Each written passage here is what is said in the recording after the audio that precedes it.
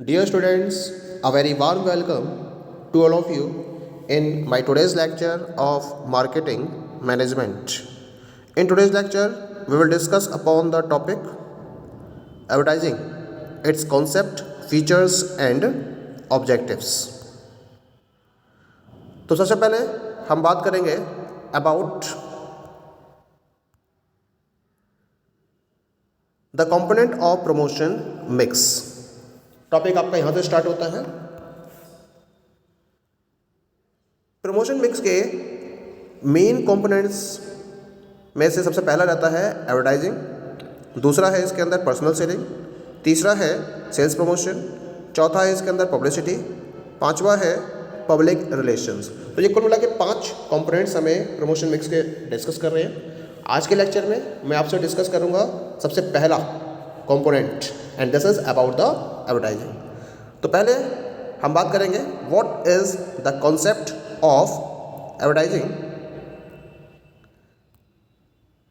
Advertising includes all the activities performed by the enterprise to present the goods and services to the consumer and to motivate them to buy these goods and services.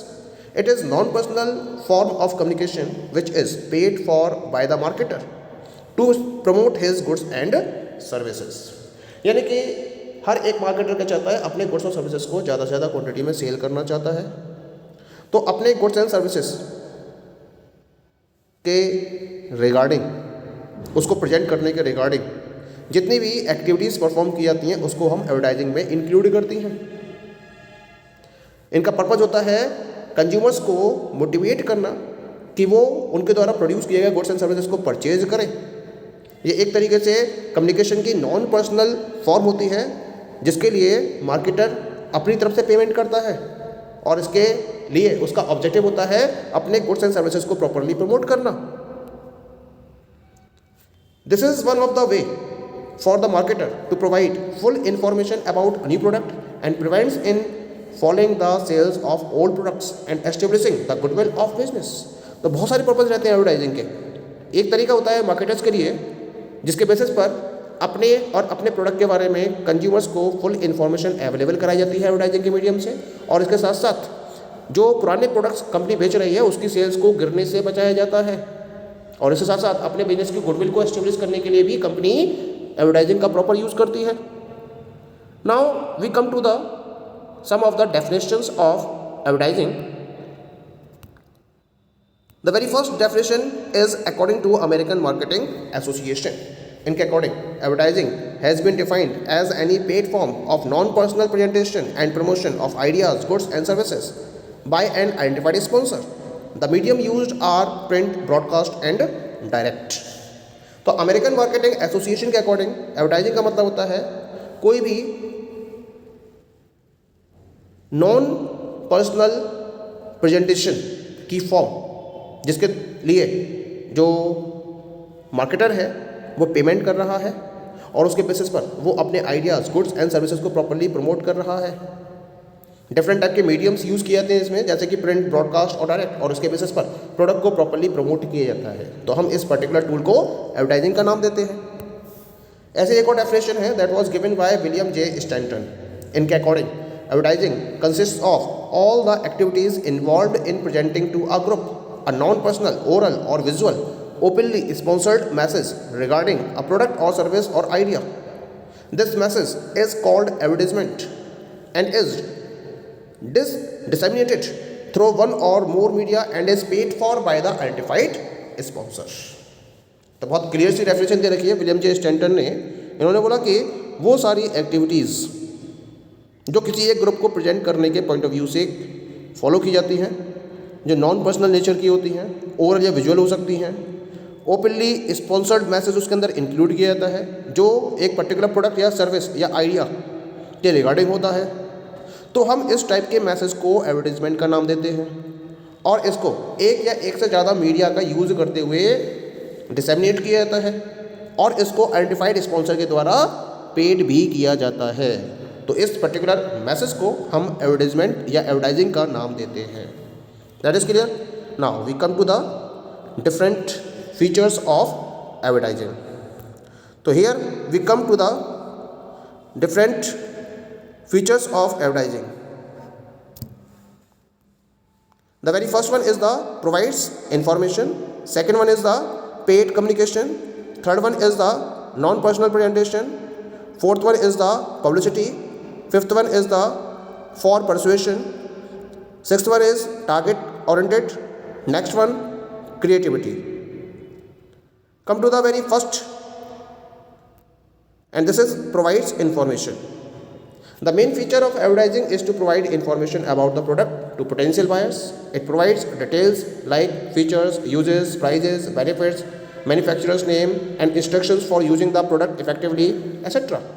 तो कुल मिला के अपने targeted group of customers को अपने product के बारे में प्रॉपर इन्फॉर्मेशन अवेलेबल कराना, ये इसका एक मेन पर्पज होता है. जो उसके कंज्यूमर्स हैं, जो उसके बायर्स हैं, वो उस प्रोडक्ट के बारे में डिफरेंट डिटेल्स को जानने में इंटरेस्टेड होते हैं, जैसे कि उस प्रोडक्ट के प्राइस क्या है, उसके फीचर्स क्या है, उसके यूजेस क्या है, बेनिफिट्स क्या है, कौन उसको प्रोड्यूस कर रहा है, उसको यूज़ करने के क्या क्या इंस्ट्रक्शंस हैं. तो इन सारे डिटेल्स को, इंफॉर्मेशंस को अवेलेबल कराया जाता है with the help of advertising. Second one is the paid communication. Business select, assign and pay advertisement for preparing advertisement that include the size, slogan, etc. These advertisers are asked to prepare a design or format of the advertisement as per the products and requirements of the business. Actually market के अंदर different type की advertising agencies workout कर रही हैं. तो उन advertising agencies को जो मार्केटर्स हैं वो इंस्ट्रक्शन देते हैं कि जैसी उनकी रिक्वायरमेंट है उसके अकॉर्डिंग वो एक प्रॉपर एडवर्टाइजमेंट को डिज़ाइन करें, और उसके लिए इनकी तरफ से एक प्रॉपर पेमेंट भी दिया जाता है. तो जो एडवर्टाइजमेंट है उसका क्या डिज़ाइन रहेगा, क्या उसका फॉर्मेट रहेगा, इसका इंस्ट्रक्शन मार्केटर के द्वारा दिया जाता है, और उसके अकॉर्डिंग ही जो एडवर्टाइजमेंट एजेंसीज होती हैं वो एडवर्टाइजमेंट को तैयार करती हैं और फिर इसको डिफरेंट मीडियाज़ के थ्रू मार्केट में डिसेमिनेट किया जाता है. इसके लिए जो प्रमोटर, जो मार्केटर्स हैं, वो इन एजेंसीज को प्रॉपरली पेमेंट भी करते हैं. ठीक है. Now we come to the next feature, and the next feature is non-personal presentation. Advertisement is a non-personal presentation, which means that media tools like television, radio, newspapers, etc. are considered that reaches out to a large number of people. तो non personal का मतलब क्या होता है? जब आपका message large number of audience तक पहुंच रहा हो तो वो प्रेजेंटेशन आपकी नॉन पर्सनल प्रेजेंटेशन कहलाती है. ठीक है. इसके लिए डिफरेंट टाइप के मीडिया का यूज़ किया जाता है. तो एडवर्टाइजिंग में हम जो मीडिया यूज़ करते हैं, जैसे कि टेलीविज़न, रेडियो, न्यूज़पेपर, इनकी अप्रोच क्या होती है? इनकी approach large number of consumer segments तक होती है. तो इसी वजह से हम एडवर्टाइजमेंट को नॉन पर्सनल प्रेजेंटेशन का नाम देते हैं. अगला फीचर है इसके अंदर publicity. As advertisement provides information about the product, advertising provides publicity to goods, services and ideas. Advertising provides flow and movement of information with the aim of increasing public awareness of a subject. क्योंकि advertisement का main purpose क्या होता है? Product के बारे में proper information available कराना. इसी वजह से different goods, services and ideas को पब्लिसिटी प्रोवाइड की जाती है एडवर्टाइजमेंट के बेसिस पर. एक्चुअल में एडवर्टाइजमेंट करता क्या है?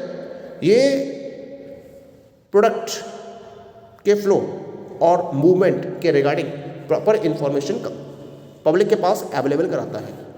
पर्पस क्या है? जिससे कि पब्लिक के बीच में अवेयरनेस बढ़े उस पर्टिकुलर सब्जेक्ट के रिगार्डिंग, यानी कि उस पर्टिकुलर प्रोडक्ट के रिगार्डिंग पब्लिक में अवेयरनेस बढ़े. इस पॉइंट ऑफ व्यू से एडवर्टाइजमेंट अपना रोल प्ले करता है. तो एक तरीके से प्रोडक्ट को पब्लिसिटी प्रोवाइड करना, ये काम होता है एडवर्टाइजमेंट का. Now we come to the next feature, and the next feature of advertisement is for persuasion. The main feature of advertising is to persuade and attract potential customers to new ideas that lead to probable sale of product.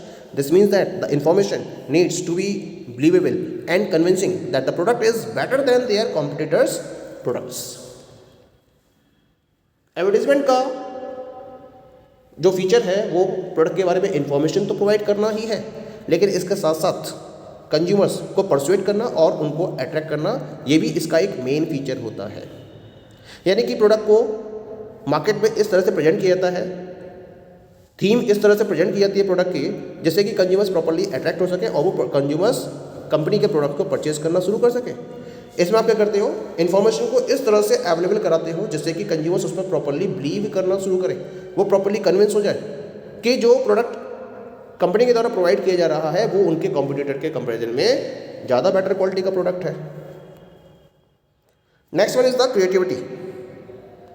Creativity plays a critical role in advertising, which involves presenting a group product in an artistic, attractive and agreeable manner.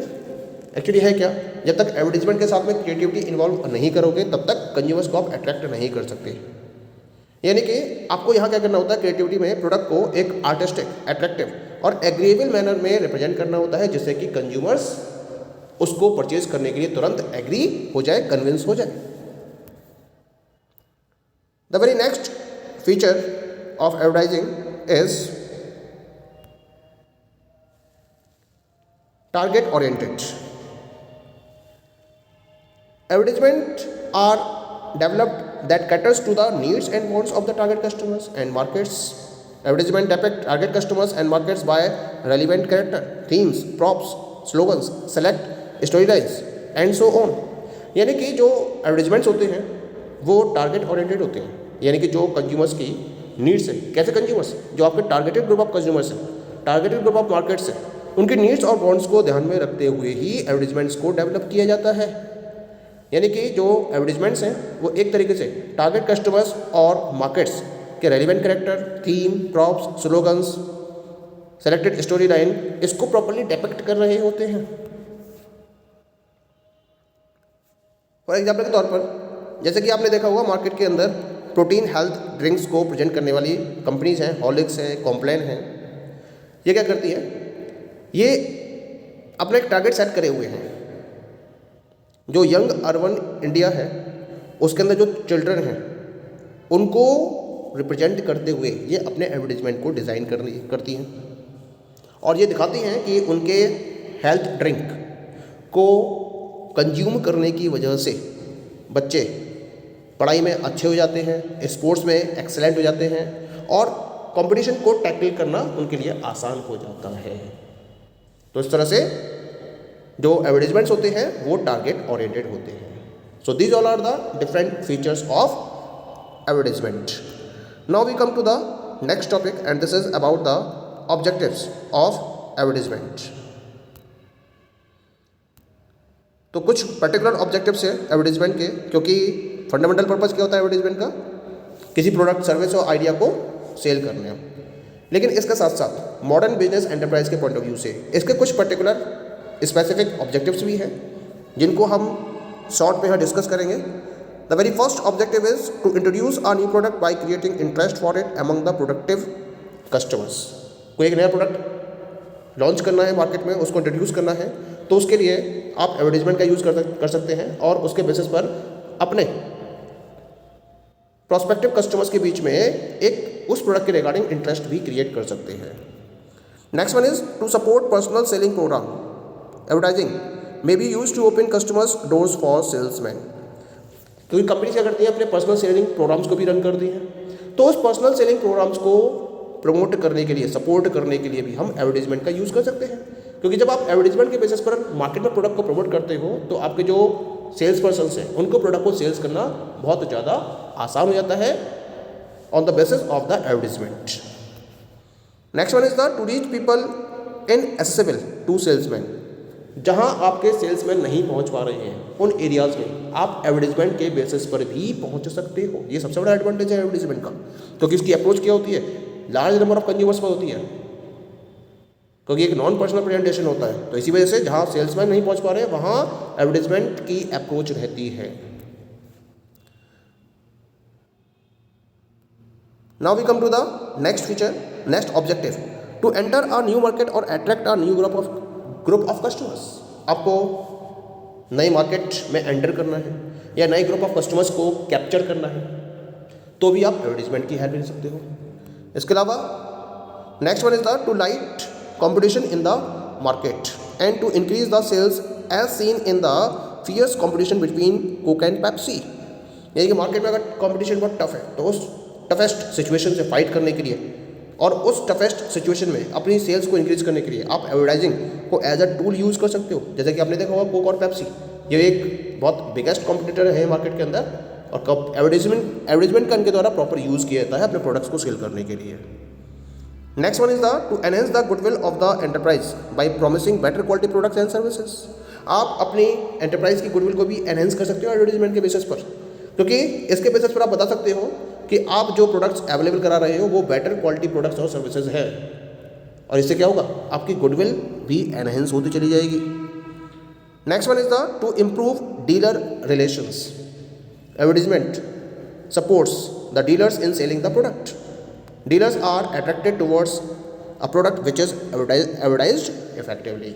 तो सबसे बड़ा फायदा क्या होता है, आप अपने dealer के साथ में रिलेशंस को और स्ट्रॉन्ग करते हो, क्योंकि जब आपका प्रोडक्ट बहुत ज़्यादा एडवर्टाइज होता है, प्रॉपर एडवर्टाइजमेंट आपने उसके रिगार्डिंग दे रखा होता है, तो हर कस्टमर उसको पहचानता है और उसकी सेल ईजी हो जाती है। तो इससे डीलर्स क्या होते हैं, वो बहुत ज़्यादा हैप्पी रहते हैं, आपसे खुश रहते हैं, और उस एडवर्टाइज प्रोडक्ट के रिलेशन में उनके एफर्ट्स भी बढ़ते चले जाते हैं, जिससे कि आपकी सेल्स भी लगातार बढ़ती चली जाती है।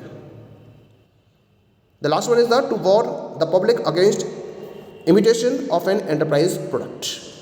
यानी कि अगर कोई भी एंटरप्राइज आपके प्रोडक्ट की नकल कर रही है, इमिटेट कर रही है, तो उसके अगेंस्ट में आप एडवर्टीजमेंट के मीडियम से पब्लिक को वॉर्न भी कर सकते हो।